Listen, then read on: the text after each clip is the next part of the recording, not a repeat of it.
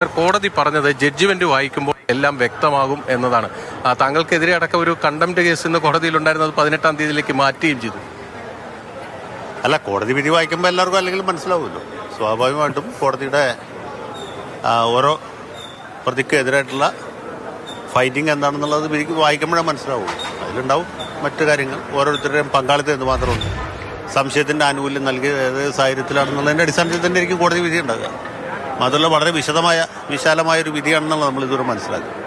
അപ്പോൾ അത് കണ്ടതിന് ശേഷമാണ് അതിനെക്കുറിച്ച് നമുക്ക് കൂടുതലായിട്ട് പറയാൻ പറ്റുള്ളൂ. കാണാതെയുള്ള വിമർശനങ്ങളാണ് ഇതുവരെ നടന്നുകൊണ്ടിരുന്നത്, പൊതുവായിട്ടുള്ള കാര്യങ്ങളാണ്. അപ്പോൾ വിധിന്യായം കണ്ടതിന് ശേഷം മറ്റു കാര്യങ്ങൾ പറയുന്നതായിരിക്കും നമുക്ക് നല്ലതെന്ന് എനിക്ക് തോന്നുന്നു. ഈ കോടതിയിലേക്ക് ഒരു കണ്ടംപ്റ്റ് കേസ് അടക്കം വന്ന ഒരു പശ്ചാത്തലവും കൂടിയുണ്ട്.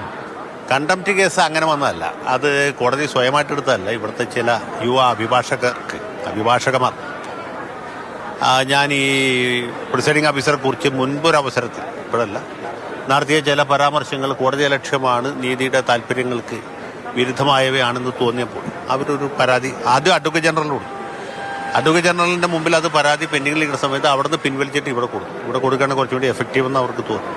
അതിൽ 2-3 പ്രാവശ്യം വാദം കഴിഞ്ഞതാണ്. ഇനിയിപ്പോൾ എന്താ സംഭവം അറിയില്ല.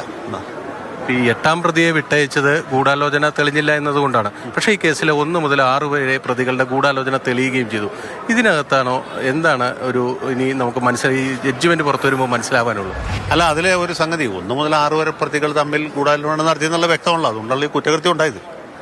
അല്ലെങ്കിൽ 1-ാം പ്രതിക്ക് ഈ നടിയെ അവർ സഞ്ചരിക്കുന്ന കാറിൽ നിന്ന് പുറത്തിറക്കാനോ അല്ലെങ്കിൽ ഇതുപോലെ കുറ്റകൃത്യം ചെയ്യാനോ പറ്റില്ല. അവർ സ്വന്തമായിട്ടൊരു കാറിൽ യാത്ര ചെയ്തുകൊണ്ടിരിക്കുമ്പോൾ അവർ യാത്ര ചെയ്യുന്ന കാറിൻ്റെ ഡ്രൈവർ അടക്കമുള്ള ആളുകൾ ഇതിൽ കുറ്റവാളികളുടെ പങ്കാളിത്തം ഉണ്ടെന്നുള്ള വ്യക്തമാണ്. അപ്പോൾ 1-ാം പ്രതിയുടെ പേരിലുള്ള കുറ്റം തെളിയുകയാണെങ്കിൽ സ്വാഭാവികമായിട്ട് ബാക്കിയുള്ള 5 പേരുടെ പേരിൽ കൂടി തെളിയണം, എന്നാലേ ശിക്ഷിക്കാൻ പറ്റും. അപ്പോൾ അത് സ്വാഭാവികമായിട്ടുള്ള കാര്യമാണ്. പക്ഷേ അതിൻ്റെ അർത്ഥം ഈ 1 മുതൽ 6 വരെ പ്രതികളോ അല്ലെങ്കിൽ ഈ ഇതിൽ ഏതെങ്കിലും ഒരു പ്രതിയോ 8-ാം പ്രതിയായിട്ട് ഗൂഢാലോചന നടത്തി എന്നുള്ളതല്ല. അതിന് വളരെ ശക്തമായ തെളിവ്.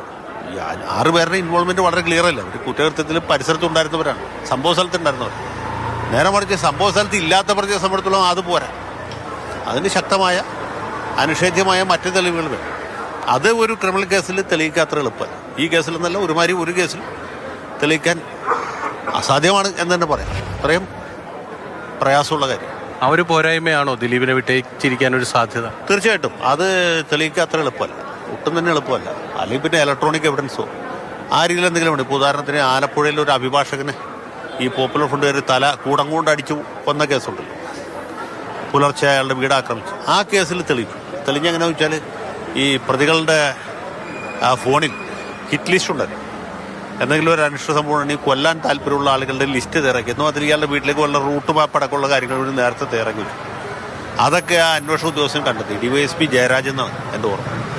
അദ്ദേഹം അതടക്കം കണ്ടുപിടിച്ച എല്ലാ രേഖകളും എല്ലാ തെളിവുകളും ഇലക്ട്രോണിക് എവിഡൻസ്, ഡിജിറ്റൽ എവിഡൻസ് അടക്കം ഹാജരാക്കി അങ്ങനെ കൂടുതൽ.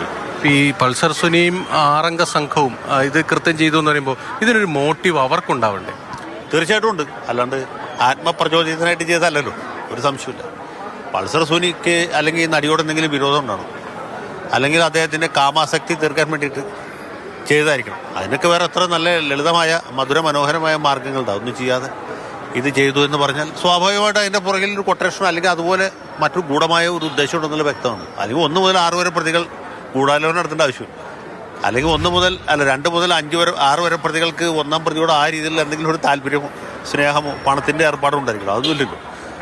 സ്വാഭാവികമായിട്ടും ഈ 1 മുതൽ 6 വരെ പ്രതികളല്ലാത്ത ശക്തനായ, കൂടുതൽ സമ്പന്നനായ, കൂടുതൽ സ്വാധീന ശക്തിയുള്ള വേറൊരാളിൻ്റെ പുറകിൽ, അത് ദിലീപാണെന്നാണ് നമ്മൾ ഈ കേസിൻ്റെ വിധിപരമായിട്ട് വിചാരിച്ചത്. അവിടെയാണ് തെളിയിക്കാനൊരു പരാജയം സംഭവിച്ചിരിക്കുന്നത്. അവിടെയാണ് തെളിയിക്കാൻ ബുദ്ധിമുട്ടുള്ള കാര്യം. ഇനിയിപ്പോൾ ദിലീപല്ല, വേറൊരാളാണെന്ന് വിചാരിക്കാം, വേറൊരു നടനായിരിക്കാം, നടിയായിരിക്കാം, അല്ലെങ്കിൽ 3-മതൊരാളായിരിക്കാം. അത് ആരാണെന്ന് കണ്ടെത്തിയാലും പോരാ, തെളിയിക്കണം. അവിടെയാണ് ബുദ്ധിമുട്ട്. ഇവിടെ ഈ പൾസർ സുനിക്ക് ഈ ആക്രമിക്കപ്പെട്ട നടിയോട് എന്തെങ്കിലും ഒരു പൂർവ്വവൈരാഗ്യമുള്ളതായിട്ട് നമ്മുടെ ആരുടെയും മുന്നിൽ ഇല്ല. അതാണ് അതിൻ്റെ. അല്ല, അങ്ങനെ ഒരു കേസ് പ്രോസിക്യൂഷനും ഇല്ല, ആ ആക്രമിക്കപ്പെട്ട നടിക്കുമില്ല, ആർക്കുമില്ല. അപ്പോൾ ഈ വിധിന്യായം വായിക്കുമ്പോൾ കാര്യങ്ങൾ കൂടുതൽ വ്യക്തമാകുമായിരിക്കും. കൂടുതൽ വ്യക്തമാകും എന്ന് വെച്ചാൽ ഈ 6 പേരുടെ ഇൻവോൾവ്മെൻറ്റിനെ കുറിച്ചുള്ള വ്യക്തത ഉണ്ടാവും. 8-ാം പ്രതിയുടെ ഇൻവോൾവ്മെൻറ്റ് ഇല്ലായ്മയെക്കുറിച്ച് നമുക്ക് വ്യക്തത ഉണ്ടാവും. പക്ഷേ ഈ കുറ്റകൃത്യത്തിൻ്റെ പുറകിൽ യഥാർത്ഥത്തിൽ ആരായിരുന്നു എന്നുള്ള കാര്യം അറിയണമെങ്കിൽ നമ്മൾ ഇനിയിപ്പോൾ പിറവത്തിനടുത്ത് പാടൂർ എന്ന് പറഞ്ഞ സ്ഥലമുണ്ട്, അവിടെ പോയി ഒരു ജോത്സ്യനെ കണ്ട് കവടിയൊക്കെ ഉണ്ട്. ഇപ്പോഴും അത് കാണാൻ പറയത്താൻ അത് കാണാൻ പറയത്ത് അല്ല, അതിന് തെളിവില്ല എന്ന് മാത്രമേ ഉള്ളൂ. കാര്യങ്ങൾ വ്യക്തമാണ്. അഡ്വക്കേറ്റ് ജയശങ്കർ അഡ്വക്കേറ്റ് ജയശങ്കറാണ് അദ്ദേഹത്തിന്റെ പ്രതികരണം. ഞാൻ ഇപ്പോൾ